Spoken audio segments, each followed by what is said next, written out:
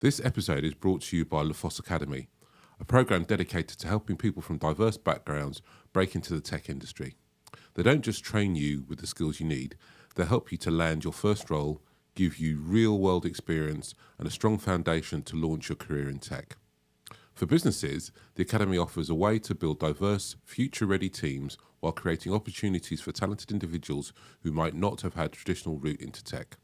So, whether you're looking to start a career in tech or you're a business leader ready to build a stronger, more diverse team, speak to Lafosse Academy and take the next step. At Elevate Colour, we're proud to share their mission to level the playing field and create a tech workforce that truly reflects society.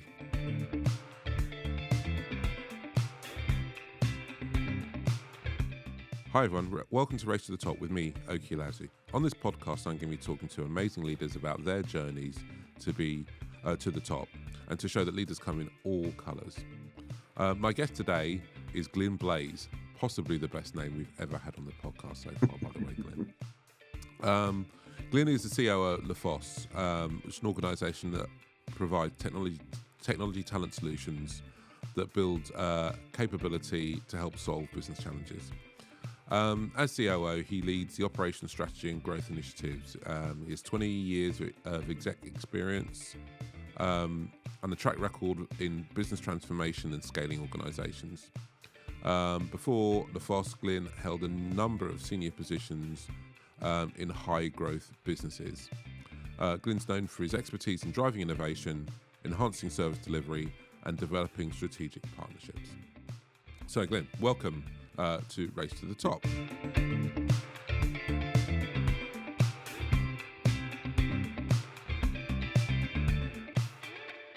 Thank you. Yeah.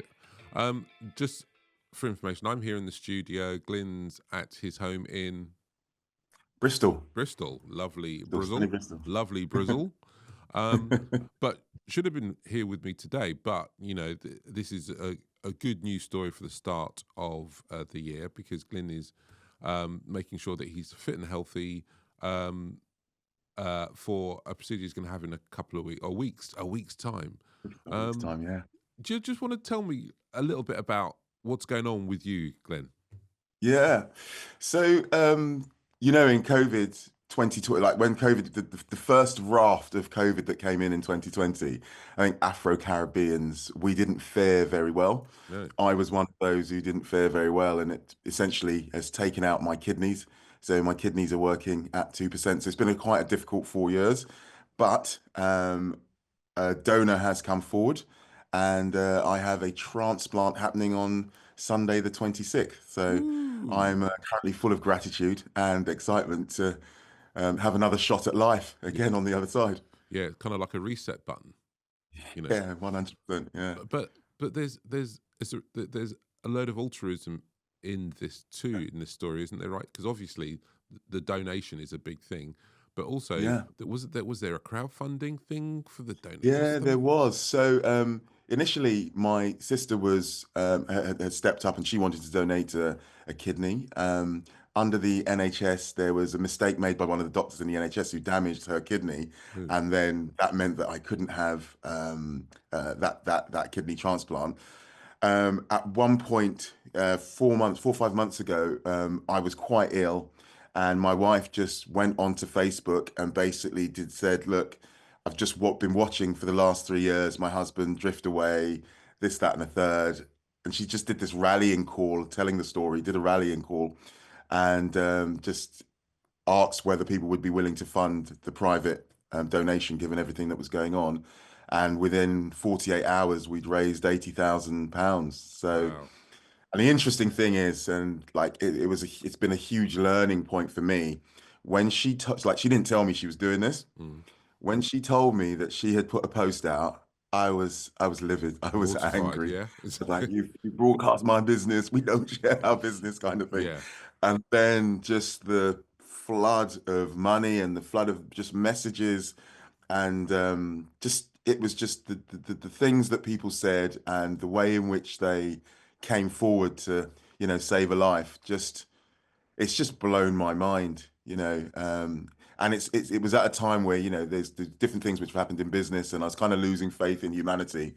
and then this just flood of goodness came through, and just has changed my perspective once again. Yeah, I mean, it's so it's there's that, and then there's the donor and everything. I mean, it's absolutely Seven incredible. people came forward to donate, so I Seven. had seven donors at one point. Wow, wow. You know, But they didn't have the same didn't have a match. They didn't have a blood match. type. Yeah. You know, it's it's an incredible story so far, Mm. and I'm sure one we'll touch upon as we go in. But more than anything, it does restore your faith.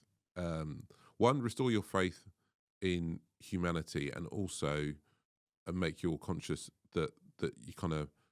I heard someone say it's not the years in your life; it's the life in your years, right? That you Yeah. should grasp everything as soon as you can, right?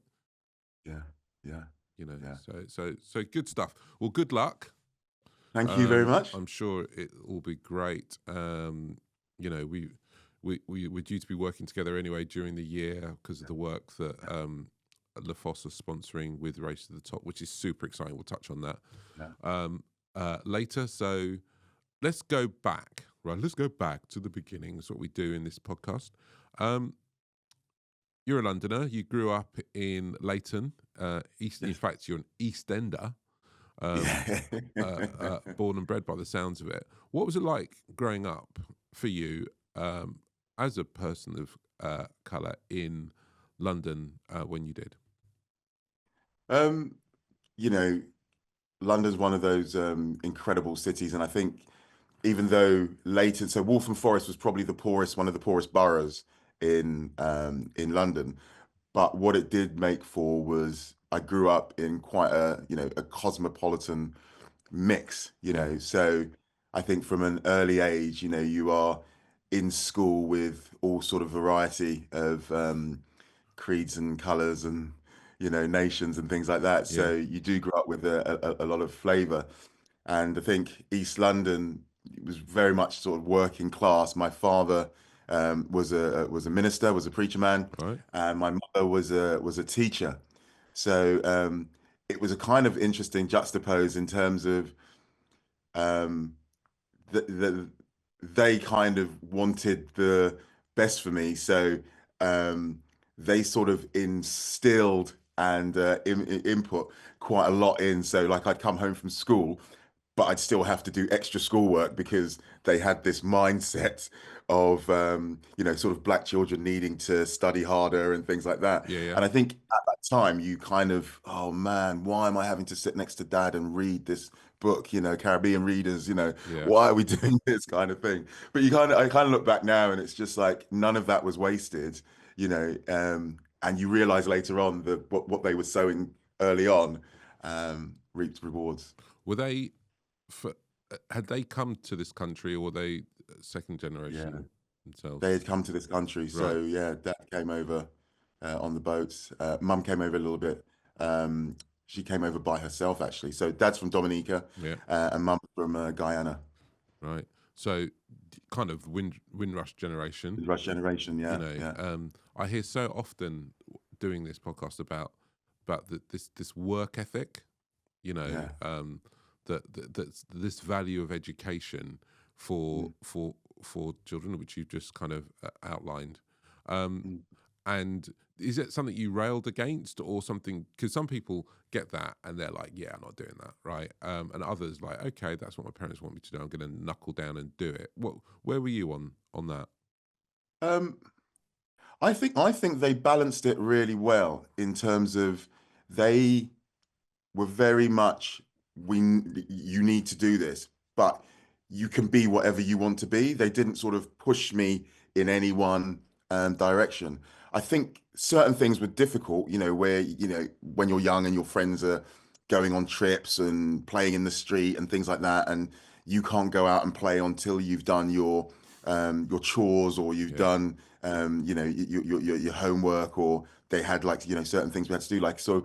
I remember on a Saturday I was given chores, I had to polish the shoes, put the bins out, yeah, all of these things that I had to do before I had enjoyment. And yeah, I kind of did rail at it, but later on you realize that you've got some really good habits later on in life yeah. that actually serve you really, really well. yeah, um, sort of um, delaying gratitude. Yes. This whole it's like the whole donut thing. You can know that you can work hard and then you get gratification as a result of Yeah. working Yeah. hard, and that's a good life principle to have, right? Yeah. You Very know, difficult to tell teach my children that. yeah, yeah. We all get a go at it the next time round, right? Yeah. But Yeah. so a very multicultural environment with focus from your parents on education. Did you like school? Did it work out well for you? Yeah, so junior school was excellent, because we all sort of lived very close together, and then we were at school together. I absolutely loved junior school. One of the challenges I think in East London was, there was a lot of sort of youth crime, Yeah, sort of growing up, still is. and my parents decided that they wanted me to go to secondary school outside the east of London, Yeah, and ended up sending me to a school out in Loughton, which was, sort of an hour on a bus away from home for one secondary bus, two school. buses, or just 1 hour on a bus. It was two buses, but the second bus was an hour. The first bus was like, 10 minutes, All right. kind of thing. And yeah, it was a complete change for me in terms of a school of 1,000 people, and I think 40 of them were black. Yeah, Um, so like going from this what felt like home to this environment was, I just remember like that like the first days I just hadn't been in that kind of environment before. yeah, Um, so it felt very, very different. But I must admit, I did, once I'd settled, I really did enjoy secondary school. yeah. Um, and there were certain things to navigate, Hmm. because I think still in those days, um, the teachers had some presuppositions, some teachers had some thoughts about, Afro-Caribbeans, Yeah, and although they wouldn't ever say it straight, you saw it in the way that they acted and their expectations. Um, and I remember some parents' evenings where my mother got absolutely livid, with the attitude of some of the teachers. And like, I, it's interesting, isn't it? A lot is hindsight, isn't it? Now, when yeah, you've yeah, got your own kids or you're in the world and you look back and you go, oh, that's what was happening there when they made that comment, yeah. um, type thing. And So that's how you kind of think, oh, I think they've overreacted to that a bit, or yeah, you say this happened, they're like, whoa, I'm gonna get a phone. You're like, yeah, whoa, yeah, dude, it's fine, let's deal yeah, with it. But now you find that you would react in exactly the same way exactly if the your same way. child would tell you the same thing. Yeah, they put me at the back of the class and said that I would never be able to make it, and what? Yeah, You just you don't understand what it's going to be like being a parent until yeah, in those situations until you are one. yeah, You yeah, know. 100%. I agree with you. Yeah. So talk to me a little bit about the sense of belonging, right? Because it's really interesting. You're in a East London in a school and an environment that is very multicultural, or then you get sent down the road an hour. Which, by the way, when you're a kid, I remember I had exactly the same thing. Is a long way, right? That like It's a long way. every It's a day long is a way. long way. You Yeah. have to get up an hour, and also you are you're different to everyone who lives near you, because like, why aren't you just going to the same school as us, right? We all just go Yeah. here, Yeah. right? Why are you getting two buses an hour away? Yeah. And you kind of like, Yeah. I don't know. Yeah. That's what my Mama parents, said. yeah, my parents have told me that's what I'm doing. Yeah. You're not part of that decision making process. So like you're changing everyday environments, Hmm. from a very multicultural one to one that's not very in a learning place. Um, how did that affect your sense of belonging and how you think about race? Yeah. The difficulty was that obviously I still had a lot of Black and Afro-Caribbean friends back in Leighton, Stratford, and they started to not necessarily treat me different, but they would take the mick out of me Yeah, a bit because I was no longer 100% 24 hours in that compost. And I remember it just being really hard at times that there's this group that I want to belong to, Yeah. who's, my friends who I've grown up with, and, our parents have come from the same islands, and there's so many things that we've got in common, and so much dialogue that we just don't need to cover because it's just where we're at. Yeah. And then there's this other group whereby it's like my education. I started playing rugby, and I really was very, very good at rugby Mm. and loved that. So I had this other sort of place where I wanted to be as well. And you've got this pull between the two. And then you've got your parents in the middle who are saying, the reason why we've done this is to give you the best start in life, to make sure that you are set up for the future and all of that. And you're looking back at your friends, and they seem to be enjoying themselves Yeah. in their, in the schools that they're at and what they're doing. And it it does pull you, but like I think later on, all the roles that I have been in have been high context changing roles. Yeah. So I wonder whether that early having to context change just all the time Yeah. actually prepared me to be in roles, operations roles, where they're very, very fast growing, fast context changing roles. Yeah. That thing which was you don't find particularly challenging because it's just when you're a kid you're very moldable. You just like Yeah, I get up earlier than everyone else and I get a bus to school and I yeah, get to a bus to a school that looks like nothing like where I live. yeah, But that's just yeah, the way it is, right? And I'm just going to try and yeah, fit in. But what's super interesting for me is this whole idea of belonging because people think, that race is hugely important in belonging, and it can be. But what you're sort of saying is actually, I really enjoyed it at school, even though the school didn't have loads of people look like me. I felt like I belonged there as well. yeah. And I think it's quite kind of interesting. Like, so for a number of the years that I was at the school, there was another black girl in our year, and like she was my girlfriend. So there was that Oh kind wow, of right, right. This is someone who's like my safe place, yeah, So there was that, yeah. But there were certain teachers like my PE master who took me under their wing and really showed, sort of love and concern, and made sure, made sure that they opened doors for me and things like that. And I kind of realized that, there was also one of the dads was I think he was close protection for Margaret Thatcher, and they would open doors, or they would speak to someone who needed to speak to for like rugby career and stuff like that. So in many respects, there were a number of people who did a lot for me, which made me go, right, okay, yeah, they've got, even though they're not like me, they've got my back, yeah, kind of thing. yeah. Inadvertently, you learn a lot about belonging, and Yeah, you learn a lot about allyship, and you learn a lot about mentoring and sponsorship, all in that yeah, environment. People think you're yeah. only learning about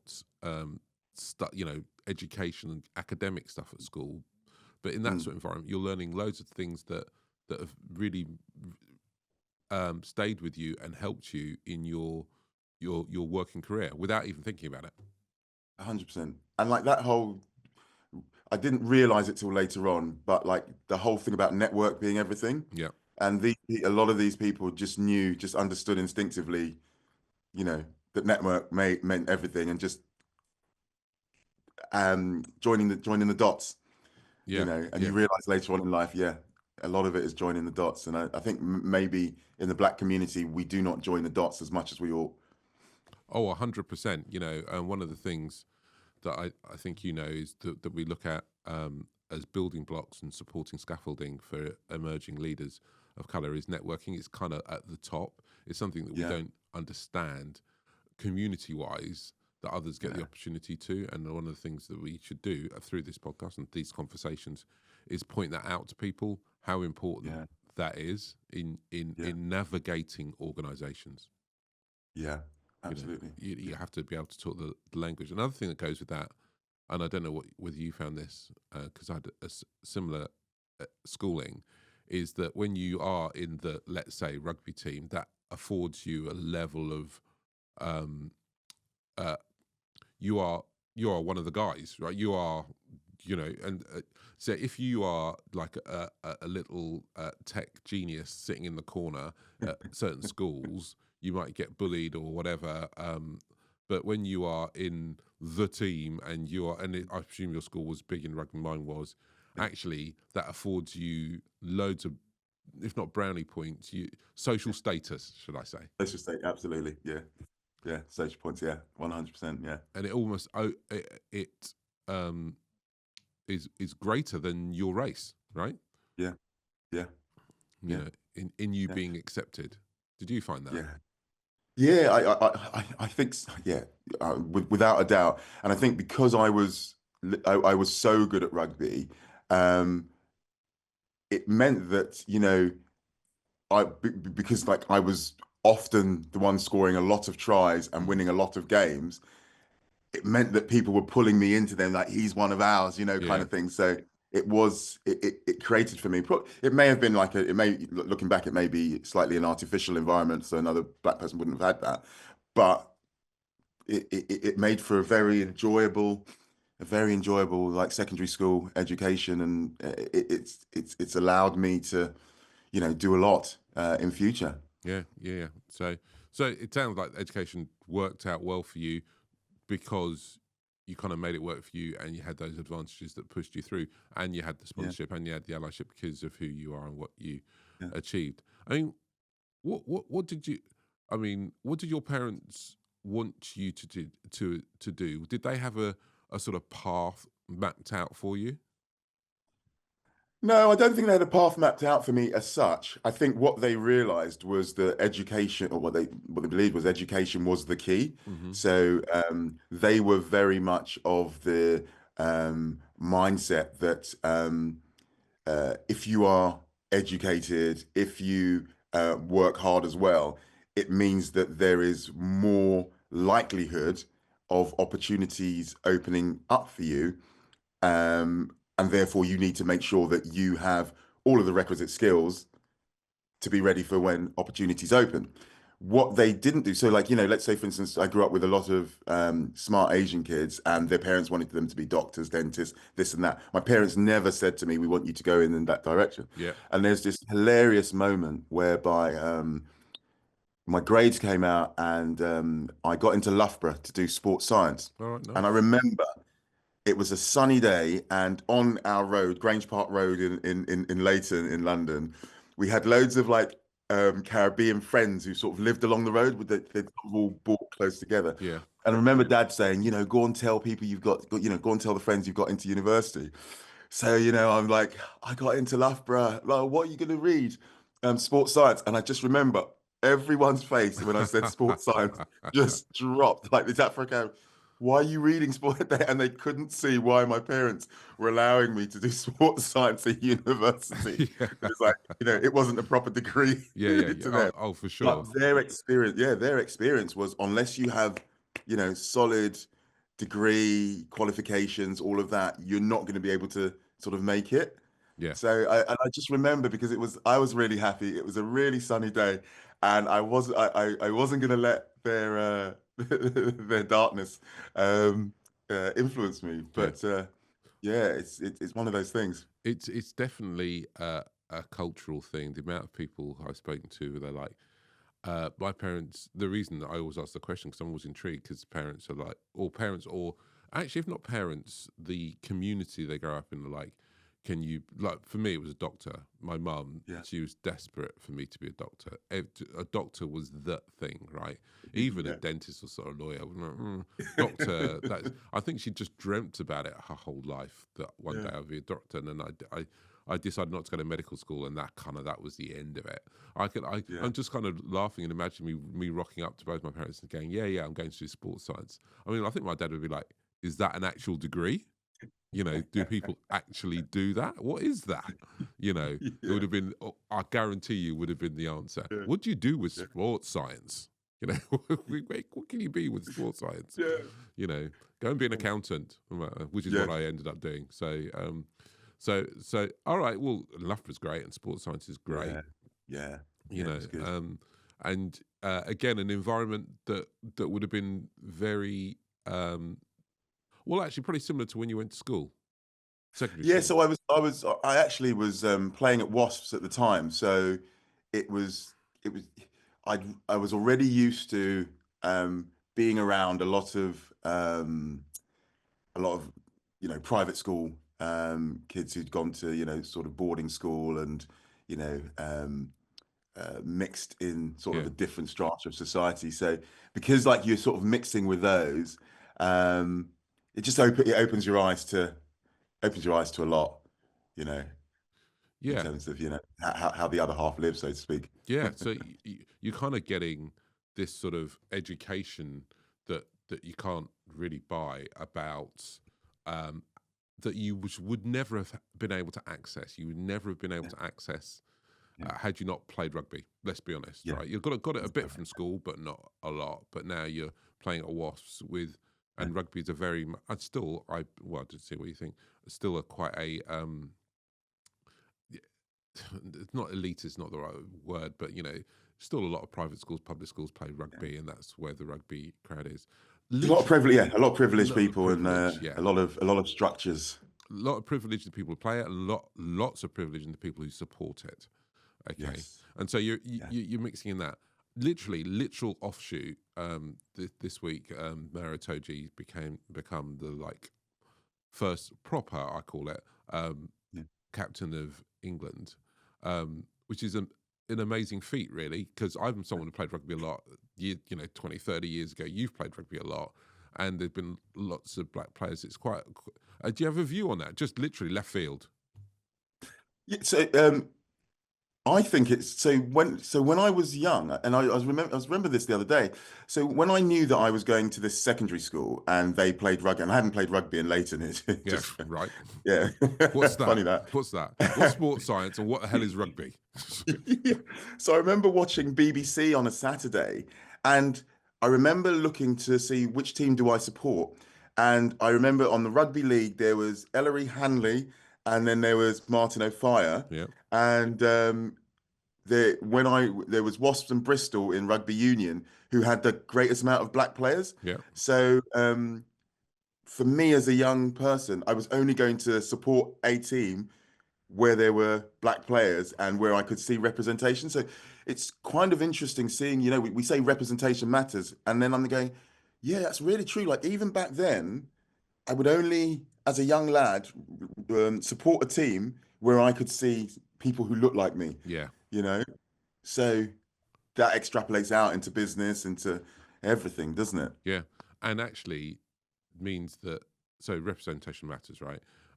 And also, it could be doing amazing things. Maro doing what he's doing, being captain, could be a catalyst for another wave of people to think, hang on, Yeah, there's a guy yeah, that looks like me and he's the captain of England, right? yeah, Not yeah, just playing, he's the yeah, captain, he's the boss, because you think, yeah, he's the boss of the team. And I think yeah, you're right. I think that could be, that's almost another benefit that could come from that, yeah, absolutely. so Yeah. no, We've seen it in football, haven't we? We've seen it like time and time again in football, with black players and the generations that come up and like I want to be like. So yeah. I mean, I supported Liverpool when I was younger, Crystal Palace now, obviously, but still a soft spot, very soft spot for Liverpool, yeah, because John Barnes played for them, yeah, right? Like yeah, literally, could be as simple as that. I'm from London. yeah, I didn't go to football because it was pretty racist back then. Um, yeah, who, where do I see someone who looks like me who's playing football? Liverpool got John Barnes. There you go, great. yeah, you know yeah. so representation matters, role modeling matters, they really do, for Mm, many different reasons, and maybe we'll go back into that when we talk about careers, but it's exactly the same, and that's why we do mm, this podcast. Ta-da! yeah, We didn't just make it up. um just a last thing, and touching on um what your parents told you, this is the last sort of part of this when I think about it. Were there other things that they told you that you're now thankful of? Things they told you that should be or should do that maybe you weren't too sure now, but now you're looking back in hindsight, you're thankful that they did. yeah. So my dad, he drilled in to me as a young man that you need to work twice as hard. Right? And I know it's a disputed thing Yep. whether that is correct or not for black people, but I know that what has made me stand out in the roles that I have is my um, ability to deliver a lot of volume of work over a short period of time. And that all comes from dad saying, time and time again, you need to work hard. You haven't, you have what I didn't have. He came over to the UK, um, and he couldn't, he was skilled and he couldn't get a job. And there was a point at which he was so depressed, he burnt all his certificates and Wow. things like that because he was like, he'd come to the UK on a promise. The streets of London are paved with gold, Yeah. and he had all these expectations, and he just met with ultimate sort of racism, in the 60s. Like it was raw then, Mm. and yeah, he got into sort of a state where he got rid of his certificates, and then he had to sort of build himself up from scratch. And I think that really had a real impact on him and the way that he saw things. So he managed to build his life, but he had to work so hard to build his life. He was like, look, you have better opportunities than I have. I'm going to create as many opportunities for you. But the thing that I need from you is you need to work twice as hard. You need to make more sacrifice. You may see your peers doing X, you don't do Y. You Mm. don't do X, you do Y, kind of thing. And I really appreciate now the counsel that he gave and the way that he said, even if you think your work is good, you try to make it even better, Mm. And I've seen, like people talk about there's a slight challenge there is like, when are you not necessarily overworking, Mhm. but I may not be able to turn off sometimes. The boiler goes on and I go on a journey and I'm working, I'm creating, and sometimes maybe don't need to work as hard. So there may be something in the back of my mind which you've done a really good job, but there's this thing in the back of your mind which is going, you need to work twice as hard when Yeah. actually you're there now, calm. Yeah. Do you know you've made it, so you don't need to. But don't you think it's kind of built into you? But one of my favorite adages is, hard work will always beat talent if talent doesn't work hard, right? So Yeah, you know that as a sportsman as well. There is always a prize for working hard, right? There always is, and putting it yeah, in and putting in the effort. like that. May not always be immediate, but it always is there. Mm. Um, so what do you tell your kids? Yeah, so I don't say the same as my dad. I don't understand fully this like the generation that there is. Um, my kids are sort of 18 and 20. Um, I find it quite hard fighting with the messages that they receive Mm. through social media and all of these in terms of there's a lot of what seem like easy routes, Yeah. and maybe there are lots of people who make lots of money very very very very quickly, and trying to explain to your kids that the way that we get to where we get to is over a longer period of time, being consistent, Hmm. like even when it's hard, that doesn't mean we give up. um, and trying to channel that message is actually quite hard because I feel that they're being told a different message.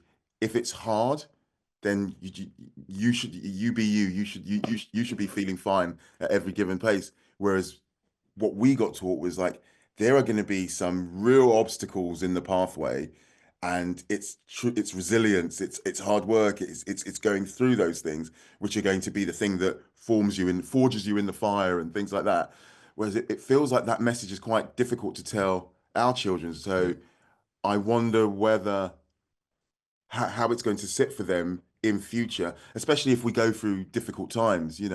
We've gone through black swans, haven't we? Where we haven't, Yeah. like our generation hasn't. Do you know what I mean? And like consistent black swans. Yeah. Yeah. Yeah. It's not just one in a generation. We've had a few, We've had and we've like had to. four once in a generation things happen. Yeah, yeah. Yeah. And I just obviously the kids went through COVID, and I think that's really had a huge impact on a generation. But I just there needs to be ways of communicating. Yeah, no. I think I think you make some really, really good points there. You know, I, I initially told my kids, you just you that, and we'll get to it, that racism in the workplace still exists, and Yeah, it's not overt, it's more non-overt, and therefore people don't know they're doing it, and so should work hard, right? You should work hard anyway. So whether you're yeah, white, black, orange, brown, yellow, if you want to yeah, succeed, you need to work hard, right? So that's yeah, rule number one, right? yeah, But if you are from an underrepresented group, make sure you put it in and try and get clear water between you and other people, just so yeah, it becomes obvious that you're the right yeah, or the best candidate, right? yeah, You know, and I don't know if that's double, triple, quadruple amounts of work or whatever. If you're super talented, maybe you don't. So I don't put a number on it, but actually for anyone, the rule is work hard, try and be better than the person that you're competing with, clearly, right? And yeah, that's how you'll get on, you know. But you're yeah, right, there's so many get rich quick, yeah, you know, my kids will say, you know, see this person, they got 20 million followers, they did that in a year and now they're making X. You're like, yeah, yeah. whoa, right. you know you This know is what we're competing yeah, against. I know, by doing videos of them watching something. Oh, right, Yeah. okay, cool. You know, and you can't say you can't do that, because you might be able Mm. to do it, because that's the other thing I tell my kids, I'm sure you do, which is you can do whatever you want to do, Yeah. you know, but Yeah. that might include trying to be some sort of YouTuber. You know, Yeah. you can't deny that sort of Yeah. thing, you know. Sounds good. It sounds good. We have kids of similar age, actually, and so Yeah. going through similar sort of challenges. Yeah, Yeah. hilarious. Um, cool. Okay, so here you are, Mister Sports star, sports science, emerging from university. Um, what was your what was your first proper job? What? How did you get into it? How did you decide to then now go and navigate the world generally in the world of work? Yeah. So I actually, whilst I was still at university, I had a quite a big rugby accident, and Oh, uh, it was a segmented fracture of the femur. So my femur broke twice in one go ooh, during a rugby match. So ah, I ended up having to work, and I was just working in. This wasn't a proper job, but I was working in local authority, Lambeth Council. And on my break, I was reading newspaper, and there was this little ad in the newspaper. This is when the adverts were in newspapers, and it said, "Are you a shooting star?" And I was like, "Yep, that's me." you And it's just recognised funny, the yourself. arrogance. Yeah, Huh? you Just recognised the yourself by that arrogance. statement. Yeah, yeah. So I applied for it. So I was just like, yep, this just that phrase. Just I was like, yeah, that sounds like me.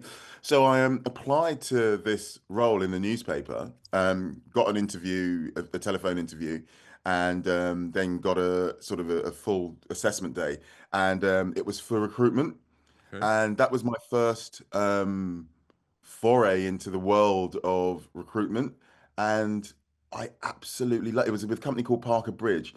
And I absolutely love the concept of meritocracy, teamwork, high earnings, all of that. It just felt like this sort of mirror of like professional rugby, kind Mm, of thing. Like however hard you work is however much you earn. You're working within a team, all of that. So I didn't actually get that role, but then it meant that I interviewed for another role and got a role at a company called Eden Brown in the city, yeah, know them. and that just started that journey back in 1999. Wow, started that journey back in 1999 in recruitment, and it just became the game that I was very, very good at.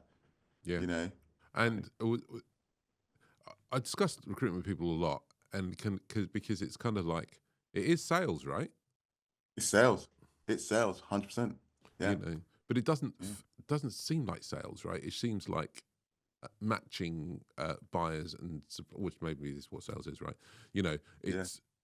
it seems more than that, but fundamentally it's sales. At its best, yeah, at its best, it's sort of a bringing together of sales and consultancy. Hmm. So, um, but because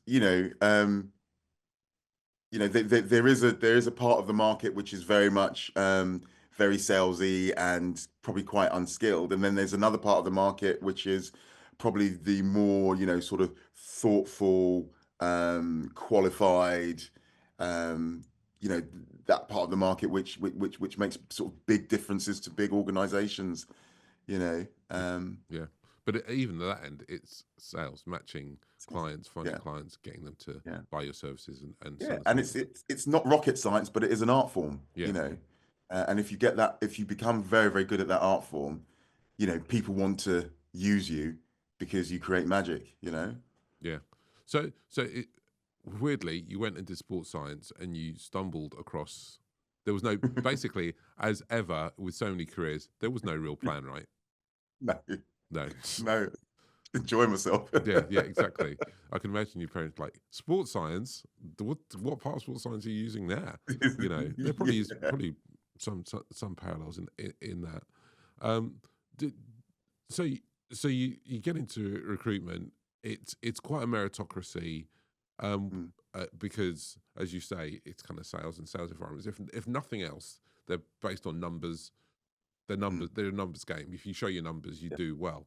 Um, what were the significant steps? Because you've moved from there to being much more operating. What were the significant steps in your career, and how did they happen?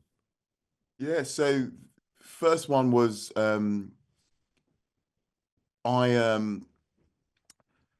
I moved from I moved from Eden Brown to another business, and I became sales director and commercial director there. They were slightly smaller than Eden Brown, which kind of gave me, so when you've gone from quite a large company, you Mm, can do the move into a smaller company where you're actually a bigger fish in a smaller pond, which yeah, allows you to sort of grow. So it was quite sort of tactical moves along the way. So there was a few of those type of moves, which allowed me to sort of move up the ladder. yeah, So I went to another company, I became commercial director there. Then I went to another company, sales director, and then another company, ops director. So within probably in the space of like, I don't know, 6 years, I'd sort of zigzagged, and I garnered enough information, made enough of an impact that I had a really good CV that I was building out, yeah. and then on to the next journey.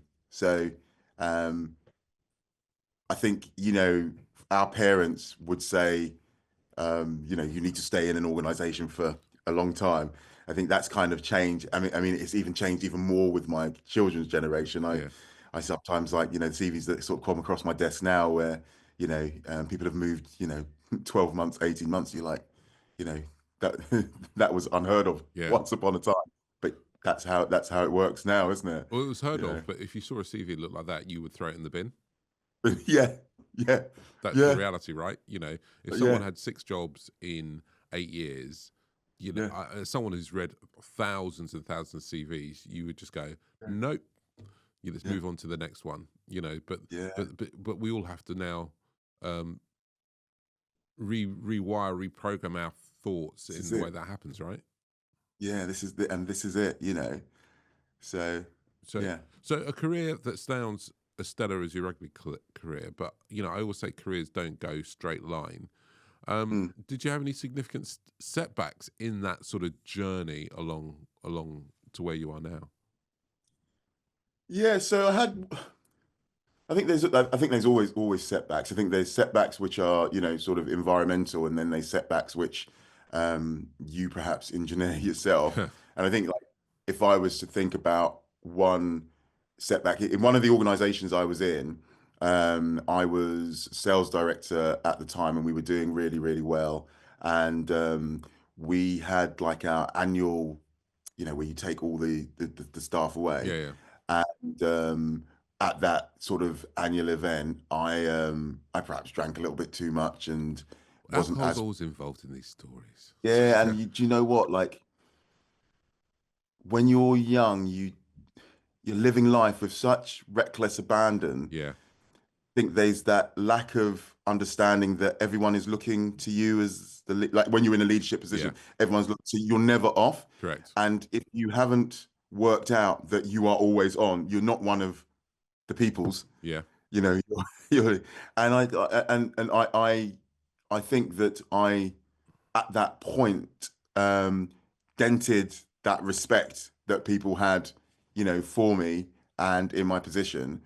And I had to go into rebuilding. Yeah. And I think that's a really difficult lesson to learn Yeah. because I'd been getting so much right. I'd been so successful, but I am so pleased it happened because boy, does that just switch you in to realize that like these aren't your friends, Yeah. number one. You are always on as a leader, and people are always looking to you as a leader, and it's instant and it's permanent. People remember things, so you're gonna have to work hard in terms of your image, and like perception is everything. So, you know, recovered from it, built back, and all of that. But yeah, you learn the hard way, don't you, sometimes? Yeah. Yeah. Yeah. But like what was really hard was I know loads of my white counterparts who may have drunk a little bit too much at an event and things like that. Is what it is. Yeah. Yeah. Yeah. Do you know what I mean? Yeah. Yeah. That realization that there is something institutional and something sort of in the framework of how the world works Yeah. that, um, we are not all treated equally. No. Um, that's hard. But you either can go the angry route, or you can go, right, okay, I now understand something. How do I navigate? How do I navigate and how do I help others Yeah. within that? Yeah. Every rule has game. Every game has rules, right? Yeah, And the rules aren't always the same for everybody. yeah, So often we talk about, is it hard for people of colour to get jobs and all the rest of it? There is that element. But there's exactly what you've just talked about, which is, but even if you do, are you assessed in the same way as everyone else? Unconsciously, I'm not saying consciously, unconsciously. It's the same as we talk about it in, the parallel uses football managers. Not only are there very few black football managers, they lose their jobs quicker than their white yeah, counterparts. That's fact. That isn't just yeah, that's actual fact, right? yeah, Regardless of how well they're doing, they get less time, right? yeah. Now, that's not anyone's particular, but it's kind of interwoven into the Mm, organization, right? It's exactly what you're talking about. What yeah, you might do might be acceptable, well, unacceptable, but someone else did the exact same unacceptable thing and didn't have the same consequences, right? Because yeah, it's almost like you're being judged in a slightly different yeah, way. And then you're absolutely. right. The younger you learn that, the better it is for you, right? Because you Yeah, can then, because that leadership thing is just a fact. Also, you're always on, right? I had to learn it. Every leader of any kind needs to always know that. But I think you're right. As a leader from an underrepresented group, you'd really, really need to know it, right? Because it's yeah, almost like you're there, but but only one mistake will knock you off your perch, yeah, yeah, yeah. and so And we see like, you wonder sometimes that, there's been stories like, BBC pundits, who've obviously done something that they ought not to do, but you just wonder how many of their counterparts have, done the same thing, but we never hear about it. yeah, yeah. But Yeah, yeah, and footballers, you see it all the time. It's just a societal thing, but it's important that we talk about it. Something that a white player would do and then a black player would do. The one's seen as really negative, whereas one seems yeah, really, really positive. You're like, oh, hang on, yeah, this is, you know, so and so buys a house for his mum, so and so buys a house for him. This is the same thing, but hang on, it's perceived completely differently. yeah, yeah, By the press and the media and parts of society. I think that's right. So yeah, these things are hard, mm. and you need to know them and sort of work through them. So how did that deal? How did that go with being your authentic self in the workplace? So do you feel like you've always been able to be your authentic self? Because lots of people talk about code switching. And we've kind of touched on it from you being younger, where you might have had to do the same sort of thing. How do you think that's? Do you think that's been an issue in the workplace for you? Yeah, I think there's two sides to your authentic self. I think there's the cultural element of it, in terms of so if you think about code switching like that, when I did a big Black History talk, and I was like saying how when I got married, this is the first time that I really, really saw it, is like my wife. couldn't understand why I spoke differently to my East London friends and all of that to how I spoke when I was at work. And um, she was like, "Oh, I hate it when you do that. You know, what's wrong with you?" And then as she spent, like, as our marriage sort of grew, she's like, "Oh, I can't believe I used to, criticize you for that. It's how it's how, black people have to, sort of adapt to different situations. But it was so natural, like code switching becomes such a Yeah. natural thing that it's you're not even thinking about it. You're just knowing, right, I'm in this environment now. And like automatically you realize that in order for me to be taken seriously, accepted, afforded, what I need to be afforded, um, I need to present in this way. So, but then there's the other authentic where the personality, the way that you deal with people, the way that you assess situations, the way that you lead. Um, I believe that I've managed to keep that consistent the whole way through, and in that consistency comes a level of authenticity, I believe. So there's the two sides. So yeah, absolutely on the code switching.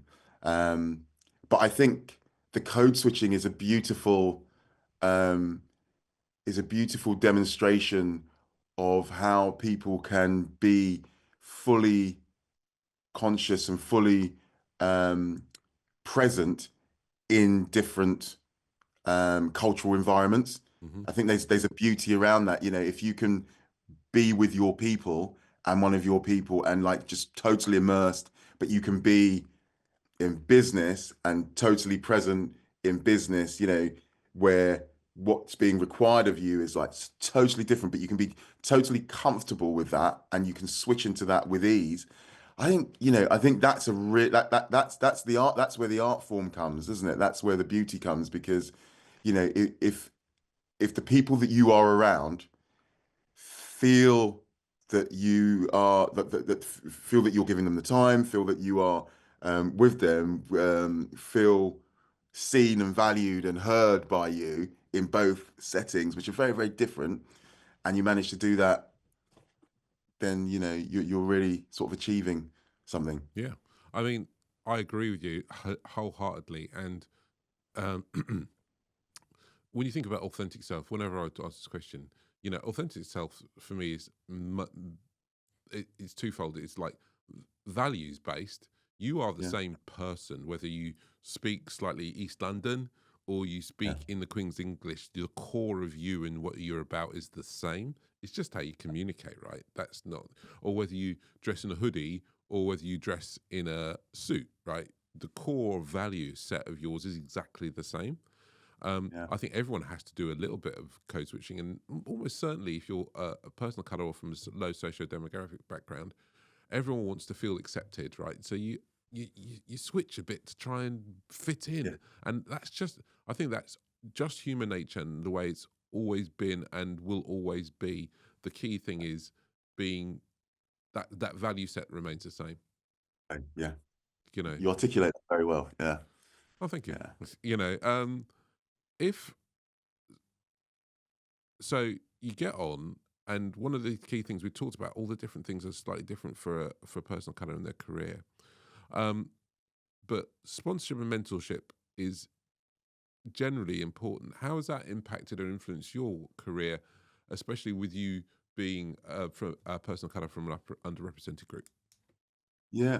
So I was commercial director, so I was quite a young commercial director, and there was this big event in London called Leaders in London, where they had like Madeleine Albright, Bill Clinton, Gorbachev had come to speak, Wow. and I was, I bought tickets to this event, and I was really excited about going there. Went to this event, and the person who was like the compere for the event was a guy called Rene Carriol, Hmm. and Rene just did like just this incredible job of just interviewing some of like the best and the brightest that the world had. And I sat there just watching him and I thought, I need that man to be my mentor. Oh wow. So I came away from this incredible day, like having just learned so much, and I got in touch with, I managed to get in touch with Renee's organization, and the message I got back was, Renee is like, too busy, he can't take anyone on as a mentor. And I remember just sending another message back, just saying something like, "Look, my name is Blaze. Just give me 5 minutes or so, something stupid." Do you know what I mean? Like, like a young idiot. And then I got this message back saying, "Renee will meet you at One the Aldrich on such and such a day." And I was like, "Oh my goodness!" Didn't even know what One the Aldrich was. Um, and I turned up at this hotel, One the Aldrich, and Renee was there, and I sat down, and he just was like, "Why do you want to be mentored?" And I was just explaining to him, "Look, I'm being considered for the board, but I don't know if I'm ready. I need, I'm a black man in business, and I just don't. There's a lot that I don't know, and I see that, that I saw the way that you were at the Leaders in London. I just want you to impart some of that wisdom." So he says, "All right, I'll mentor you."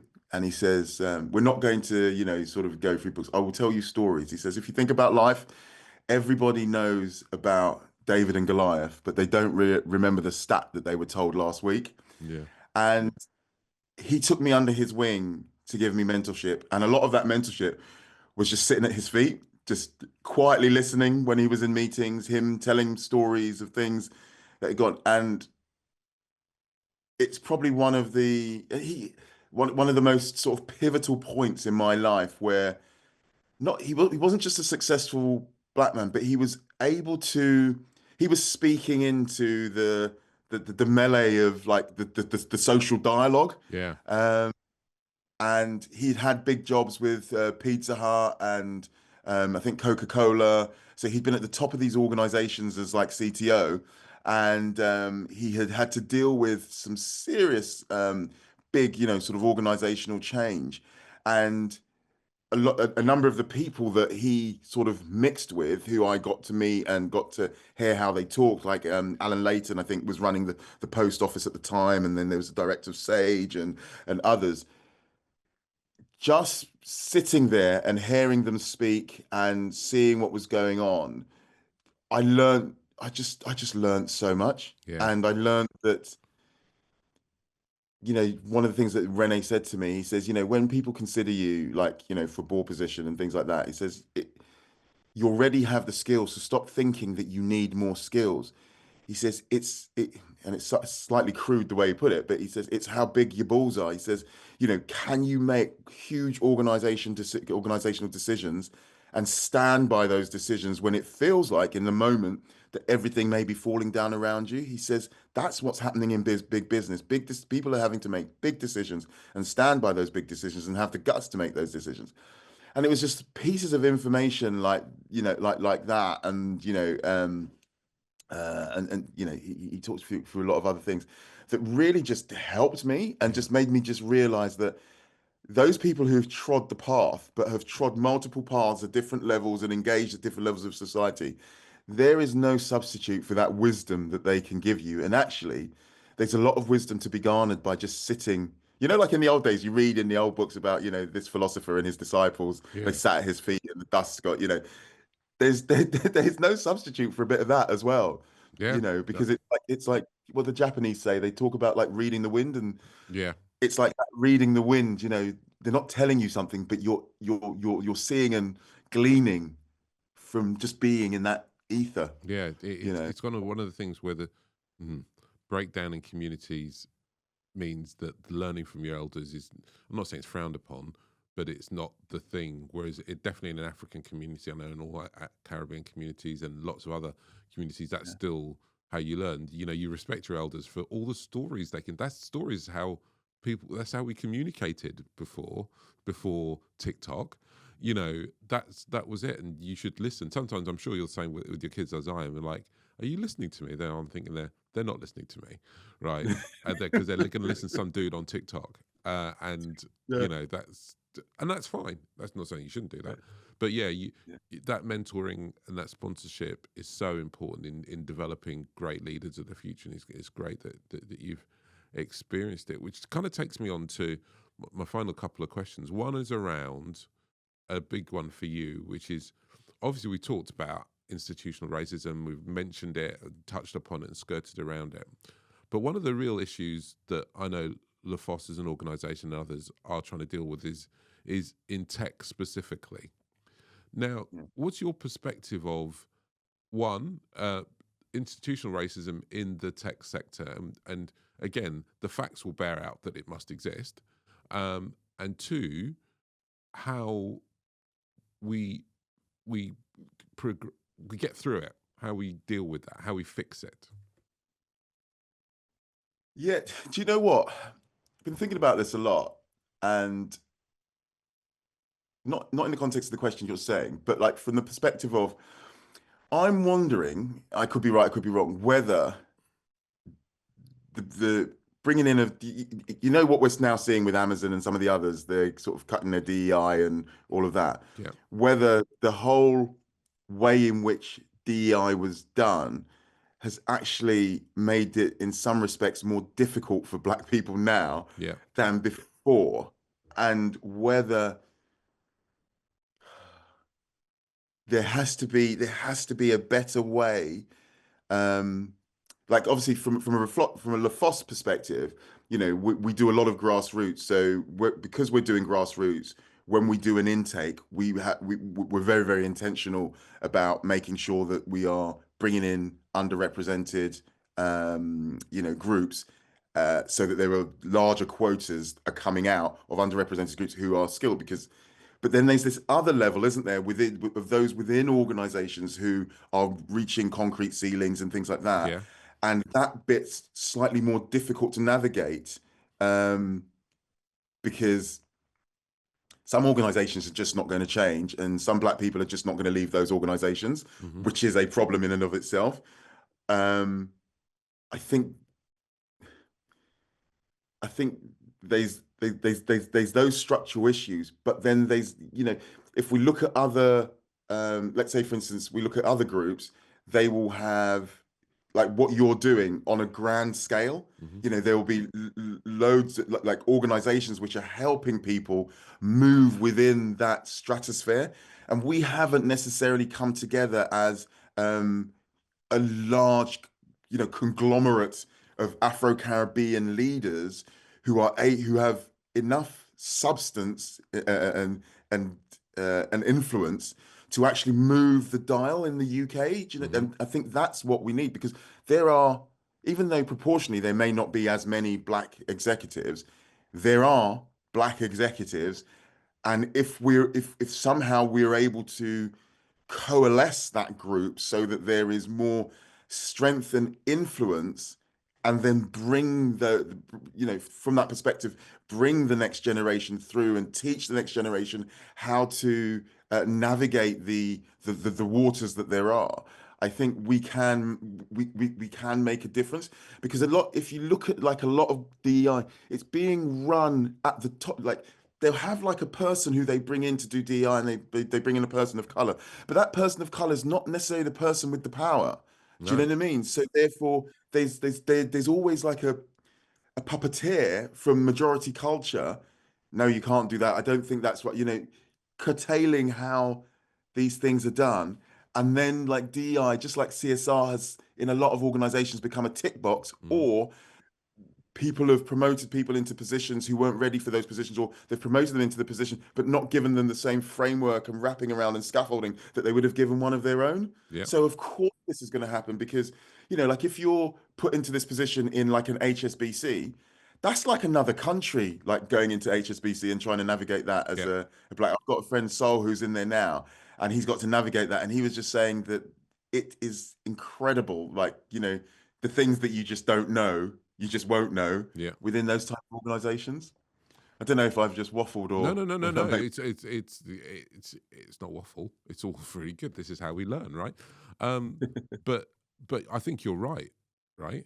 So whilst it's an initiative, initiative that exists for its own good, then you're right. It can be cancelled, right? Mm, Because yeah, you know let's still be honest, a majority of the executives, senior executives in the UK and in America or whatever, are white men. And this is an initiative that can be like not on my agenda, right? Less likely if you're a person of color in leadership, which is why I think that's why we need more. But fundamentally, the issue needs to not be about almost representative numbers, but nurturing of talent, right? Because the numbers will follow themselves, right? You And it's know, become a data point, hasn't it? correct, right? So it's not like it should be 50-50 this or thing. You know, those are all super interesting. But the reality is, you know, let's take tech, 34% of UK domiciled graduates and computing were people of color, right? You do not see that. It's definitely not in leadership. You don't even see it necessarily in senior programming or anything like that. So what that says is the talent's there. Let's just try and give it equal opportunity. And once you have equal opportunity and meritocracy, things even themselves up. So Yeah. how can we get rid of the barriers that allows that meritocracy, true meritocracy, which we all believe in, right? Totally believe in, to come to the fore. Yeah. 100%. And this is the challenge, isn't it? That, like if we are, let's say, for instance, an organization like Lafosse, and they're trying to bring in into the workforce. So it's high train deploy. So they train sort of cohorts of grads, put them into businesses. But then there needs to be someone who, like, it's like a baton handing, isn't it? And I suppose this is the difficulty, isn't it? That they're going in, you're getting it right at one point, but then if the baton's not handed to someone or something else, so that they can go, right, okay, this is the cohort we've got of underrepresented. These are the things that they need in order to be successful, Yeah. which is slightly different to what these need in order to be successful. Like just little things like so. When I first came to Bristol, I was doing some communications work with 16-year-olds in Bristol who were going out to work. And one of the things that I learned was that when you're going to an interview, so you and I are quite anglicized, so we know in an interview, you eye to Yeah. eye. A lot of these 16-year-olds, they were Afro-Caribbean families where eye contact wasn't the thing, so you don't look like you don't look in my eyes because that's seen as rude. So Yeah. you're always like, not looking. Yeah. And they were going into interviews and they wouldn't necessarily look into the interviewer's eyes. So the interviewer perceived that they were being rude and therefore wouldn't give them the job and things like that. So I was working with them and I was just realizing that there are so many just little nuances in terms of people of color or people from underrepresented groups and things like that, where they need those little helps along the way in terms of this is this is the rules of this game, or this is where the pieces change in this game, like those type of things, Yeah. just to help them navigate. And then there's this point at which they'll be old enough and experienced enough to go, right, now I know how to read the game. I noticed something there. Oh, I noticed that person has used that type of language. So they're probably an institutionally raised. I've seen that person talks about black people, but he's got no black people on his leadership team. So therefore, and then but they need so much help up to that point. They've got so much help. They need so much help up to that point that they need to be given the keys to the kingdom, so to speak, and then they can run. But what happens is we get them into work, and then they just end up on this level of, I don't know, this level of levelness, Yeah. and don't really go anywhere. Don't really thrive. Yeah, I totally believe Thrive. you. That's it. So in bringing us to the end, I always ask people, because after that question, why we should be hopeful. So Yeah. Glyn, tell me why we should be hopeful that this will change in the future. The world is changing. I think we have seen so much change, just even in our lifetime, and I think with social media and things like that, you're seeing.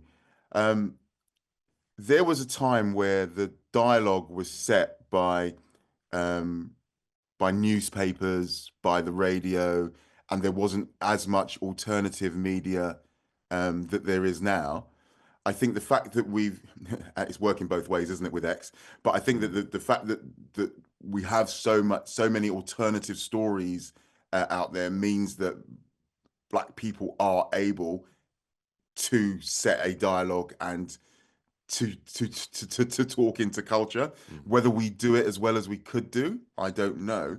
But I feel, you know, I don't know if you've seen, like, Forbes Family Group are doing some work in terms of bringing Black communities of leadership together. I think if we get more of this and then there is more dialogue going out, a lot of it is that people are not hearing what they need to hear. And I think once people start to hear what they need to hear, we will see change. There's these elements in organizations where even if organizations are doing a tick box, there's going to be some good that happens somewhere, you know? So I always want to be positive. I always want to think that it will all come together. I know that's not like a succinct way of why we should be feeling better, but I do think what we've seen last 4 years with COVID, we've seen a lot of change, and I think with technology change, with the way marketing is making such a difference, I think if we as an Afro-Caribbean and underrepresented population as leaders start to really get our voices heard, there's got to be a point at where there are enough voices that there is a shift. And I don't think that we've ever been in that position and had the different channels of media to get that shift. Yeah. And I think now, if ever was a time, you know, you doing what you're doing, others doing what they're like, it's got to all connect together. You know, people are seeing, like, let's say, for instance, Stephen Bartlett as well. You know, he's a mixed race, but you know, the more of this that we have, there is going to be a bit where, you know, that the water keeps going, and then it starts to waterfall. Yeah. And I think we have to believe that that's going to happen, and we have to believe that that's what the good future holds. So, like, you need to keep doing what you're doing, Thank you. and there needs to be more of, you know, there's got to be more doing similar, and we'll see that water go over the edge. Brilliant. Well, look, time has run out for us. It's been just a brilliant conversation. You have a really interesting angle on so many things from your experience, both in your upbringing and your professional career. So thank you for bringing that and your authentic self to this. And more than anything else, good luck with, Thank you. You know, with the procedure in a week's time. You know, we don't often get to do this on here, but hopefully by the time people listen to this, you'll be much better out and around, running and doing whatever you do. So good luck. It's been a pleasure and an honor to have you on the podcast. Absolutely. Thank you very much.